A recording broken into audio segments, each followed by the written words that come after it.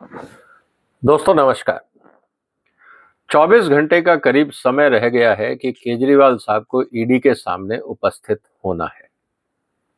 अब वो जाएंगे या नहीं, ये उनके ऊपर है, क्योंकि हर बार आखिरी दिन वो ईडी को एक चिट्ठी भेजते थे और खुद ईडी नहीं जाते थे। लेकिन अब उनके पास कोई बहाना नहीं है, कोई चुनाव नहीं है, कोई विपासना नहीं है। अब वो दिल्ली में हैं। अब जाएंगे या नहीं, ये तो वक्त ही बताएगा। लेकिन जिस मुद्दे के लिए केजरीवाल साहब को बुलाया जा रहा है, वो मुद्दा गंभीर है, क्योंकि उसमें सुप्रीम कोर्ट तक ने इंटरवेंशन करके ये कह दिया है कि देखने से लगता है कि करीब 338 करोड़ रुपए का घपला हुआ है। और इसकी जानकारी जब ईडी ने सुप्रीम कोर्ट को दी कि हम इसमें इन्वेस्टिगेशन कर रहे हैं, मनी ट्रेल की और तफ्तीश की जा रही है, तो सुप्रीम कोर्ट ने कहा कि आप इस पूरे इन्वेस्टिगेशन को 6 से 8 महीने में खत्म करिए। इसका मतलब ये है कि जितने भी इस घोटाले से संबंधित लोग हैं, ईडी को सबको बुलाना होगा, पूछना होगा और अपनी रिपोर्ट को तैयार करके सुप्रीम कोर्ट को सबमिट करना होगा।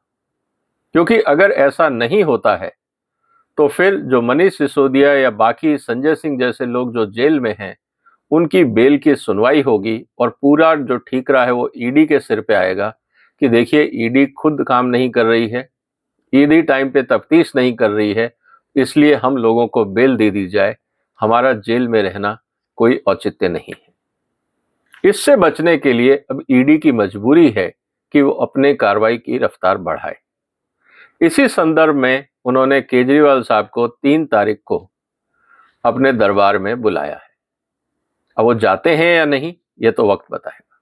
लेकिन अगर केजरीवाल साहब जाते हैं तो किन सवालों का जवाब केजरीवाल को देना होगा और अभी तक ईडी ने क्या तैयारी करी होगी, आज हम जरा उसकी बात करेंगे। अभी तक ईडी के पास जितने लोग आए हैं, जितना इन्वेस्टिगेशन हुआ है, उससे तो ये लगता है कि ईडी के पास केजरीवाल के खिलाफ भी सबूत पुख्ता होंगे। जैसा मैं शुरू से कहता रहा हूं कि केजरीवाल साहब अगर कागज पे साइन करें या ना करें, लेकिन डिजिटल एविडेंस जरूर होंगे जिसको केजरीवाल मना नहीं कर पाएंगे। अब ईडी ने जिन बातों को ध्यान में रख के सवाल बनाए होंगे, उनमें मटेरियल एविडेंस है, क्योंकि उनको कागज मिल गए, उनको कंप्यूटर्स की फाइलें मिल गई होंगी, उनको रिकॉर्ड मिले होंगे, कॉल डिटेल्स मिले होंगे, एक दूसरे को जो कॉल किए होंगे वो मिले होंगे और बहुत सारी जानकारी रेड्स में और जो अप्रूवर बने हैं उन्होंने दी होगी, जिसको कॉरपोरेट करके ईडी ने कार्रवाई को आगे बढ़ाया।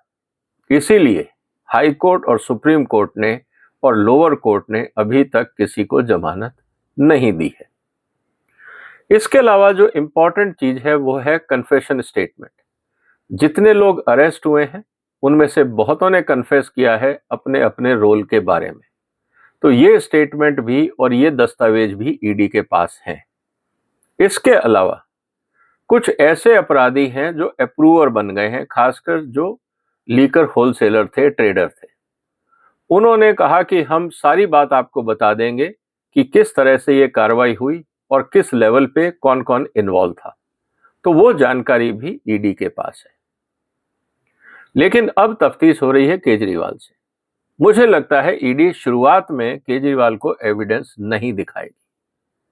केजरीवाल से सबसे पहले कुछ सवाल किए जाएंगे ताकि वो केजरीवाल की मन की स्थिति और उनके मन की बात को समझ सकें। इससे ये पता लगेगा कि केजरीवाल साहब जांच में सहयोग कर रहे हैं या नहीं, कहीं सच बोल रहे हैं या झूठ, ये बात सामने आएगी। और अगर झूठ बोल रहे हैं तो उनके सामने तथ्यों को रखा जाएगा, एविडेंसेस को रखा जाएगा, उन लोगों के साथ कन्फ्रंट कराया जाएगा जो अप्रूवर बने हैं या जिन्होंने कन्फेशन स्टेटमेंट दी है। तब केजरीवाल से ये पूछा जाएगा कि ये लोग जो बोल रहे हैं वो सही है या गलत है। तो इसका मतलब ये है कि केजरीवाल से एक दिन में पूछताछ शायद पूरी ना हो, लेकिन जब पहले दिन उनसे जो सवाल किए जाएंगे वो क्या हो सकते हैं, वो मैं आपके सामने रख रहा हूं। सबसे पहला सवाल जो केजरीवाल से ये पूछा जाएगा कि ये लीकर पॉलिसी बदलने का आदेश किसने दिया? क्या ये आपके मन की उपज थी? क्या मनीष सिसोदिया ने किया या संजय सिंह ने किया, किसके आदेश पे लीकर पॉलिसी को बदला गया? क्योंकि यह जानना बहुत जरूरी है। दिल्ली सरकार का जो ट्रांजैक्शन ऑफ बिजनेस रूल है 1993, उसके हिसाब से चीफ मिनिस्टर की कंसेंट के बगैर कोई भी पॉलिसी नहीं बदली जा सकती जिससे राज्य को रेवेन्यू का फायदा या नुकसान कुछ भी हो। इसका मतलब है कि कोई भी पॉलिसी अगर बदलनी है तो उसका प्रपोजल कंसर्न मंत्रालय से मंत्री के साथ माध्यम से होता हुआ चीफ मिनिस्टर तक जाएगा, और जब चीफ मिनिस्टर उसका कंसेंट देंगे तभी वो पॉलिसी बदली जाएगी। तो पहला सवाल तो यही है कि जो लीकर पॉलिसी है, जो शराब नीति है, उसको बदलने का आदेश किसने दिया था? क्या केजरीवाल साहब ये कहेंगे कि मुझे नहीं पता? तो अगर आपको नहीं पता तो किसने बदली, और जब आपको पता लगा तो आपने क्या कार्रवाई करी? ये कुछ फंडामेंटल सवाल हैं जिसके जवाब केजरीवाल को देने होंगे। दूसरा, जब आपको लीकर पॉलिसी बदलनी थी तो आपने एक ऑफिसर्स की 3 अधिकारियों की एक कमेटी बनाई। उस कमेटी ने कुछ सुझाव दिए, आपने उन सुझावों को नहीं माना। उसका क्या आधार था? उनके क्या कारण थे? क्या केजरीवाल साहब इस बात पे प्रकाश डालेंगे? क्योंकि अधिकारियों की कमेटी, जो एक्साइज कमिश्नर्स थे, उन्होंने जो अपने सुझाव दिए और उसमें वही कहा गया था जिसके पूर्ण रूप से विपरीत काम केजरीवाल की सरकार ने किया। उन्होंने ये कहा था कि होलसेल लाइसेंस सरकार अपने पास रखे, रिटेलिंग के लाइसेंस दे, लेकिन केजरीवाल ने कहा नहीं, होलसेल के लाइसेंस प्राइवेट कंपनियों को दिए जाएंगे। ये रिकमेंडेशंस के बिल्कुल विपरीत था। इस विपरीत रिकमेंडेशन या पॉलिसी डिसीजन को लेने का क्या आधार था? केजरीवाल साहब जरा इस पे प्रकाश डालें। ये भी ईडी उनसे पूछेगी। इसके अलावा जो सबसे बड़ा सवाल है कि एक्साइज मिनिस्टर तो मनीष सिसोदिया थे, आप चीफ मिनिस्टर थे। इस पूरी पॉलिसी में मनीष सिसोदिया का क्या रोल था? क्या उन्होंने बगैर आपसे पूछ के पॉलिसी बनाई, या जो भी मनीष सिसोदिया ने लिखा वो आपकी कंसेंट से लिखा? इसका जवाब भी केजरीवाल को देना होगा। इसके अलावा जो सबसे इंपॉर्टेंट चीज है जिसके बारे में केजरीवाल को जवाब देना होगा कि आपको जो लीकर के होलसेलर व्यक्ति हैं, जो कंपनियां हैं, आपको किसने मिलवाया उन सब से? क्योंकि रूटीन में तो अधिकारियों का और लीकर पॉलिसी का मेलजोल होता है, वो आते हैं अपने ग्रीवेंसेस को लेके। ज्यादा से ज्यादा एक्साइज मिनिस्टर तक उनकी पहुंच होती है, लेकिन चीफ मिनिस्टर को इन व्यापारियों से, शराब व्यापारियों से किसने मिलवाया? केजरीवाल साहब क्या इस बात पे निगाह डालेंगे? और अगर उन्होंने मिलाया तो कहां मीटिंग हुई? होटल में, या उनके घर, या उनके ऑफिस में? केजरीवाल साहब को इस बात पे भी प्रकाश डालना होगा, क्योंकि जो अप्रूवर बने हैं, जो व्यापारी लोग, उन्होंने तो सच बता ही दिया होगा कि कहां और कैसे मुलाकात हुई। तो ये केजरीवाल के ऊपर है कि वो कितना सच बताते हैं। केजरीवाल से अगला सवाल होगा कि विजय नायर कौन है? आप उसको कैसे जानते हैं? उसका आपकी पार्टी में क्या रोल था? और वो लीकर पॉलिसी में किस तरह से सम्मिलित हुआ, उसकी क्या भूमिका थी? इस पे जरा प्रकाश डालें।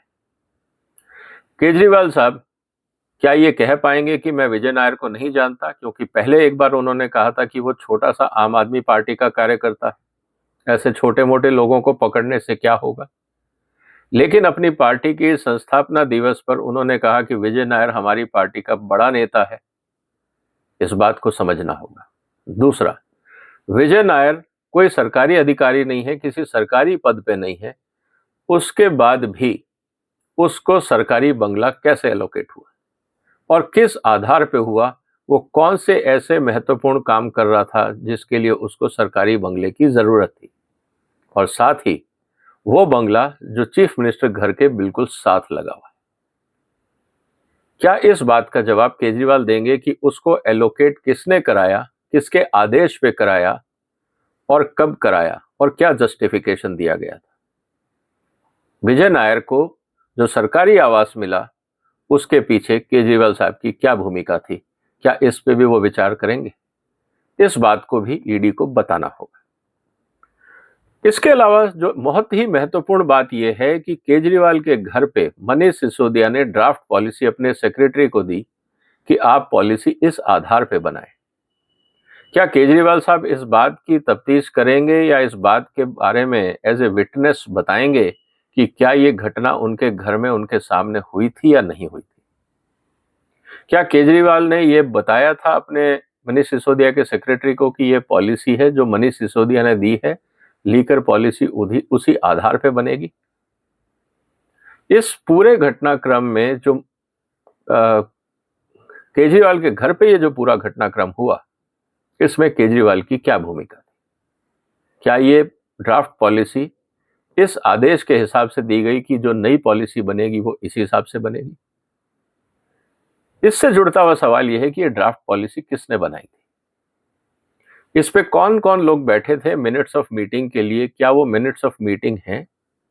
किन लोगों ने पार्टिसिपेट किया था? कहां ये पॉलिसी बनी थी? क्योंकि जब इसमें जो कमीशन की अमाउंट बदली गई थी, उसके लिए कोई कमेटी मीटिंग नहीं हुई थी, क्योंकि उसका कोई रिकॉर्ड नहीं है। तो क्या केजरीवाल साहब ये बताने का कष्ट करेंगे कि 12% कमीशन किसके आदेश पे दिया गया? क्या ये मनीष सिसोदिया ने अपनी मनमर्जी से किया या केजरीवाल की सहमति थी? ये एक और महत्वपूर्ण सवाल केजरीवाल को बताना होगा। इसके अलावा जो सबसे इंपॉर्टेंट चीज है वो ये कि जो संजय सिंह ने जो कैश कलेक्ट किया अपने घर पे और जिसके साक्ष्य मिल गए हैं, एविडेंस मिल गए हैं, अप्रूवर्स ने, कन्फेशन ने, सब बातें सामने आ गई हैं। क्या केजरीवाल को पता था कि संजय सिंह ने कैश कलेक्ट किया है? अगर हां, तो किसके आधार पे? और जब केजरीवाल को ये जानकारी मिली तो आपका क्या रिएक्शन था? क्या आपने संजय सिंह को इस बात के लिए कहा कि आप पैसा वापस करें, ये भ्रष्टाचार है, या वो पैसा पार्टी फंड में डाइवर्ट किया गया और किसके माध्यम से किया गया, किसको पहुंचाया गया?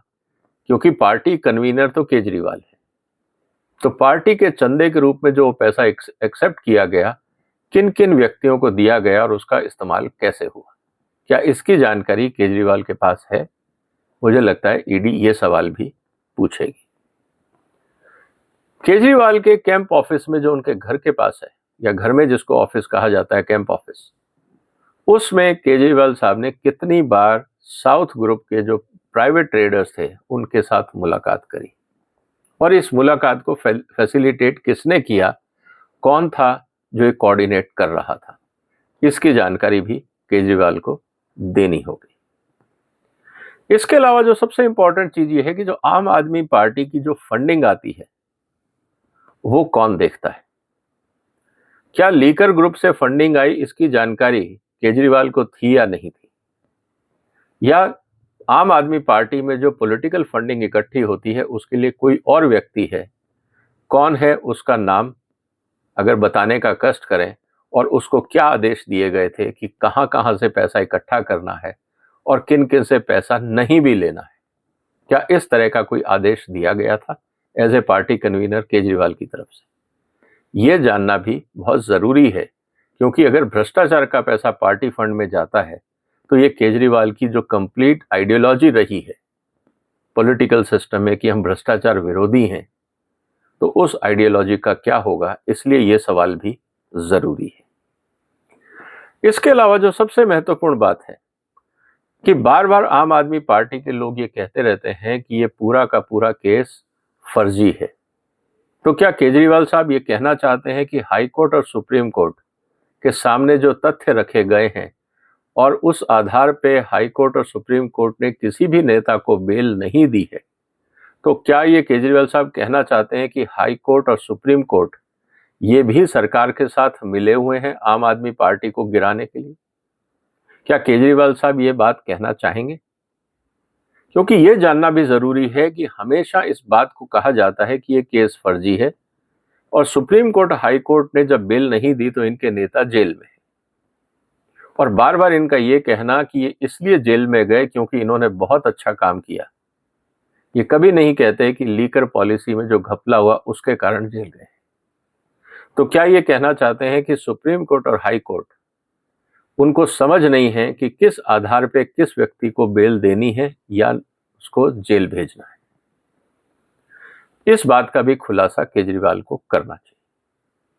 तो दोस्तों, अगले 24 घंटे बहुत ही महत्वपूर्ण होंगे। केजरीवाल साहब अपने वकीलों के साथ विचार विमर्श कर रहे होंगे। पहला तो ये कि अगर नहीं जाएंगे तो क्या इम्प्लीकेशन होंगे, और अगर गए तो क्या इम्प्लीकेशन होंगे, अगर अरेस्ट हुए तो उसके बाद क्या होगा। क्योंकि कई महत्वपूर्ण मुद्दे अभी आने बाकी हैं, जैसे राज्यसभा की सीट, उसके बाद कोऑर्डिनेशन जो इंडिया अलायंस है उसके साथ, और फिर लोकसभा की तैयारी। इन सब बातों को ध्यान में रखते हुए केजरीवाल साहब बहुत सारे कैलकुलेशंस कर रहे होंगे। अब अगले 24 घंटे में पता लगेगा कि केजरीवाल साहब की मन की स्थिति क्या है, उनके अंदर की बात क्या है जो ईडी निकलवाना चाहती है।